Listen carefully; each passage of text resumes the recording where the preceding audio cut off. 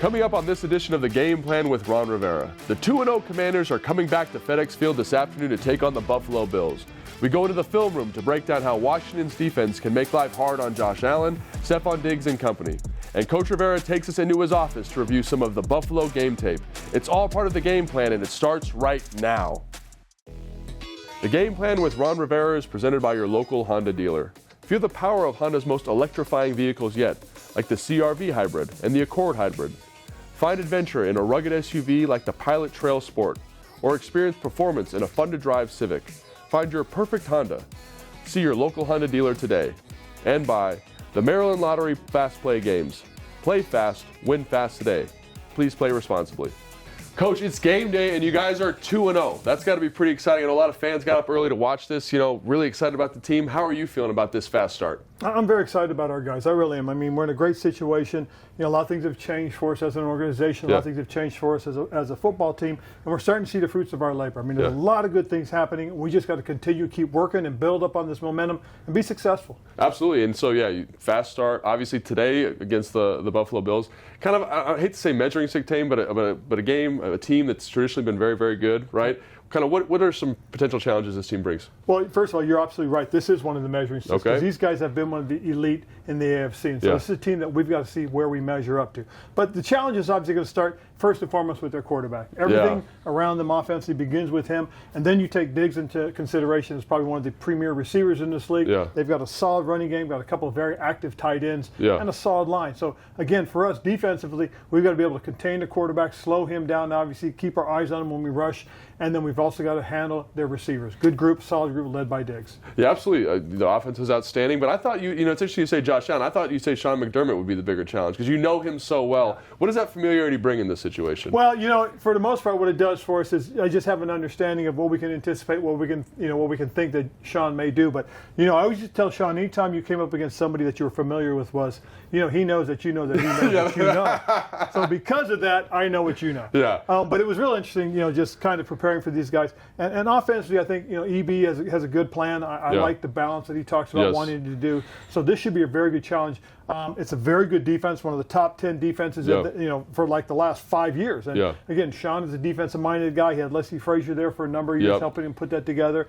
Now Sean is the primary signal caller, so it'll be a good challenge for our football team. So that's something I always find interesting because you know him really well. He was part of your defensive staff down in Carolina. How does the defense change now that he's at the helm? Have you seen something that you're like, man, I wish he would have done that when he was working for me or whatever? Well, it's funny because I think it's a lot about your personality. Yeah. And Sean is a very direct person, and watch his defense is very direct. A lot is up front. He starts with the defensive line, which has always been a philosophy that we've had back in our days when we started with Jim Johnson. We were on Jim Johnson's original defensive staff under Andy Reid. Yeah. And so we've learned that same type of philosophy. Sure. But again, it's about the personality. And Sean, like I said, very direct, very forward personality. His defenses are like that. So we've got to be ready, be prepared for anything up front as far as attacking and being very forward, very direct. Yeah, and I'd be remiss if we didn't talk about our defensive line versus their offensive line. What can we expect from that group today? Going against a group that's, I think, talented in Buffalo, but not, maybe the top group in the NFL. Well, they have some young guys, obviously, that we've got to be able to attack and exploit. But they also got a solid group of veterans, guys that are very stout at the point.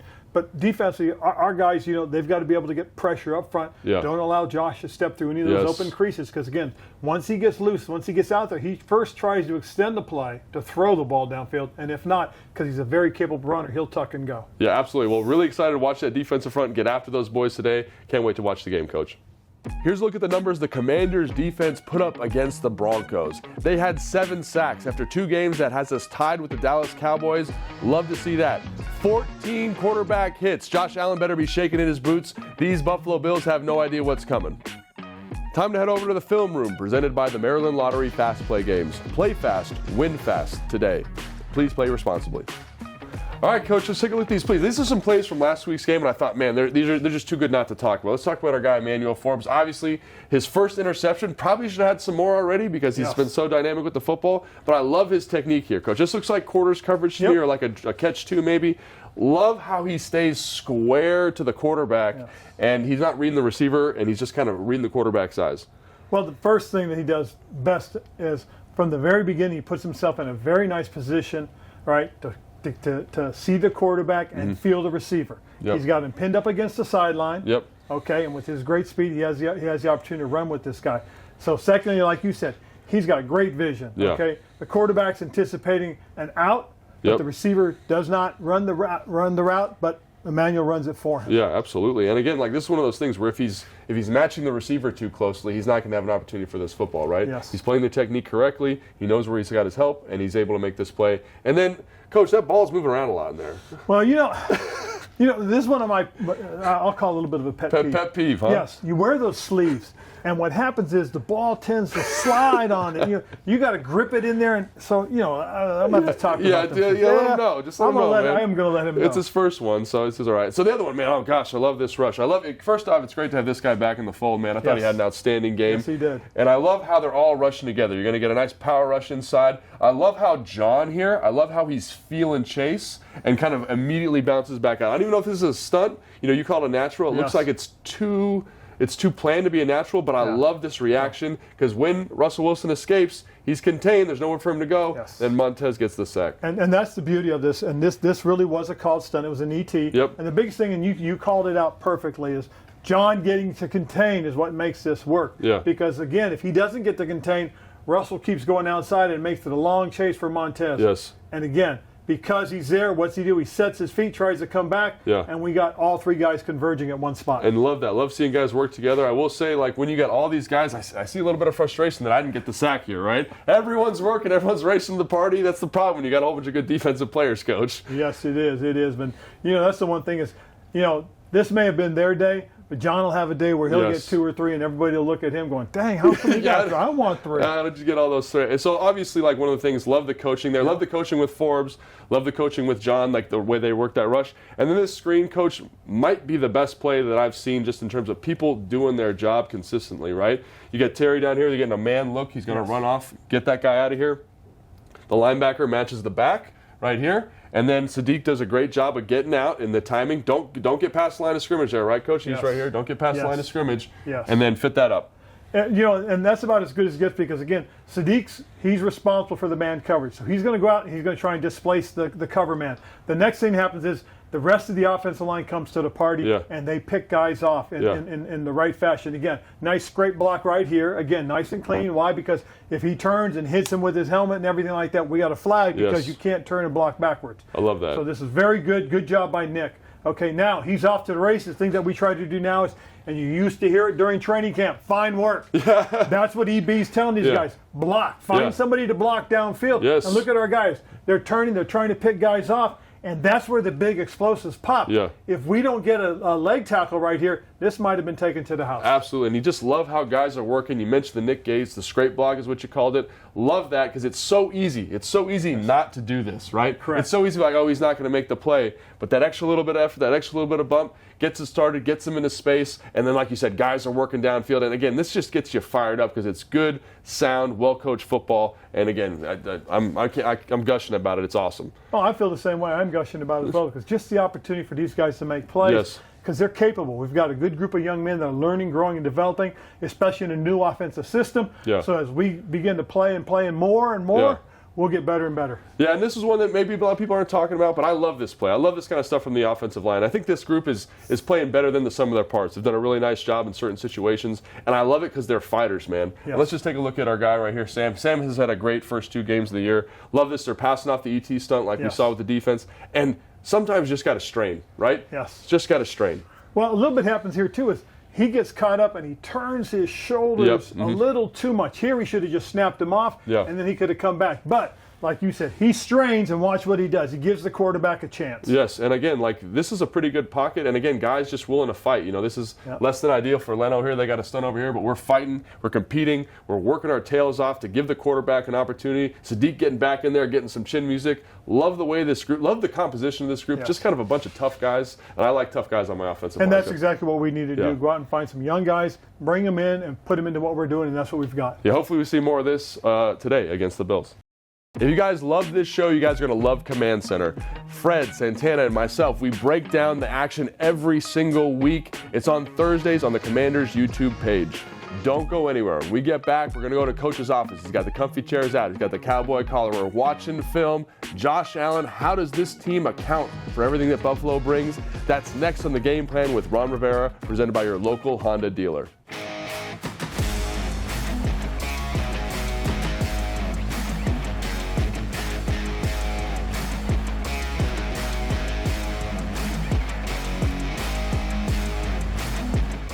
It's time for the Rivera Review, presented by DC Prime, Loudoun's premier steakhouse.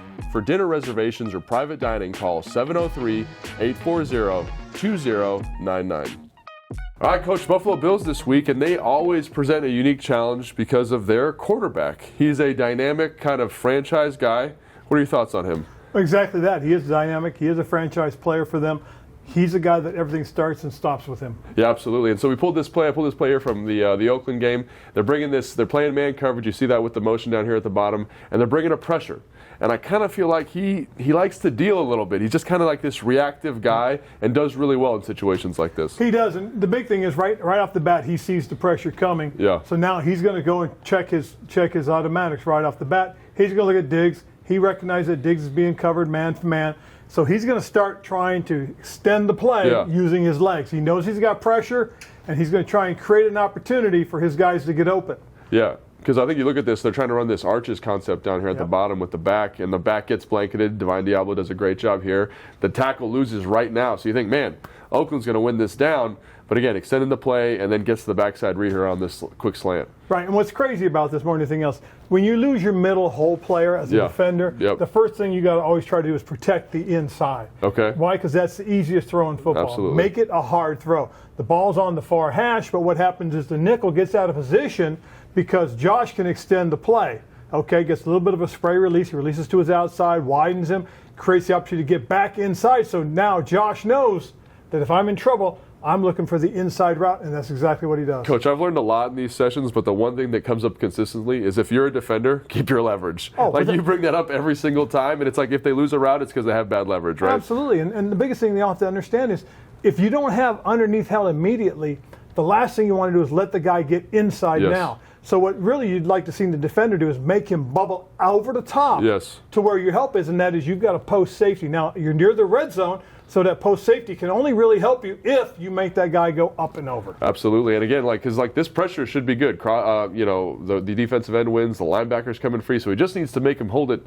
for a second, but he doesn't, and then obviously this ends up being a touchdown here. Absolutely, and that's again, it's just great awareness on the quarterback's part, even better route running because again, the receiver set up the inside move by a little bit of a spray or outside release to get him to widen, and then he ducks under right now, and there it is for the touchdown. But I look at this offense, and again, the Bills' defense. You know this defense really well. It's a Sean McDermott-led defense. And I don't know, I was watching this film cut up, and I thought, this looks like it used to look when you were in Carolina, like this cover 3 structure. And I was just wondering if you could walk us through some of the rules here for these guys and why this is an effective coverage structure. Well, first and foremost, what they're doing right here, this is a second down situation. So in their mindset, more than anything else, is because it's 2nd and 8, he might want to try and get back on track. Something quick, something short over the middle. I see what you're saying. So what Sean's doing is Sean's playing for either some sort of run to pick up 4 or 5 yards, put him in 3rd and short, or they're going to throw something quick.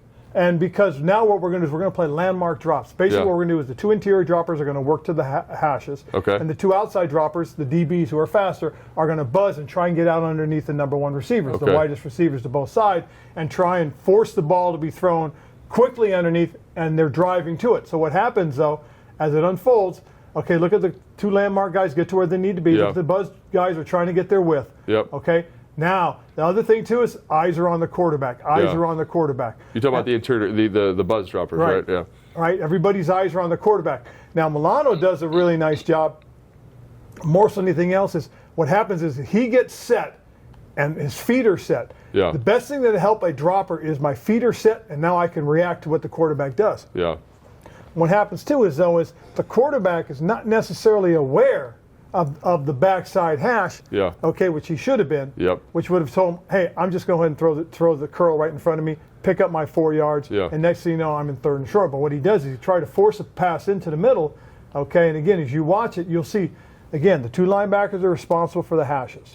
Okay, they're going to work on their hashes, and they're going to try and create any doubt they can in the quarterback's mind. Yeah. But what happened is the quarterback, for the most part, he does nothing to affect Milano other than he's looking at the hole. Yeah, that's a great point. Because I was going to say, like, one of the things with young quarterbacks, especially this concept, like, there's space in true cover 3, right? Yes. And if you take the space, like throw it to Alan Lazard right here, he can work for you. He can get, pick up 5, 6, 7, 8 yards, and you'll be all right. So how do you get a young player, like a young quarterback, to say, hey, man, I got to be a little bit patient in certain situations? Take your eyes, put it on Lazard, and wait for Milano to come. If Milano stays, dump it. Milano drives, throw it over the top of the linebacker. Love that. And so, again, like, Milano is probably their best player on defense, but even he can be manipulated with good quarterback guys. Because what happens is, because look at the quarterbacks, his eyes are right down the middle the whole time. Yeah. There's nothing telling Milano, I got to drive on Lazard. Nothing telling me I got to drive on the back. Yeah. All I'm doing is I'm sitting and I'm waiting patiently, and I'm getting ready to break up.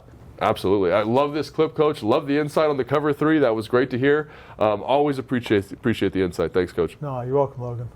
Make sure you guys check out the Players Club. Last night, London Fletcher, Santana Moss, and Chase Young sat down to have the conversation that only former players can have with each other. That airs Saturday nights, 11:35 p.m. on WUSA 9. When we come back, Coach is going to tell us what it takes to leave FedEx Field 3-0. It's all part of the game plan with Ron Rivera, presented by your local Honda dealer.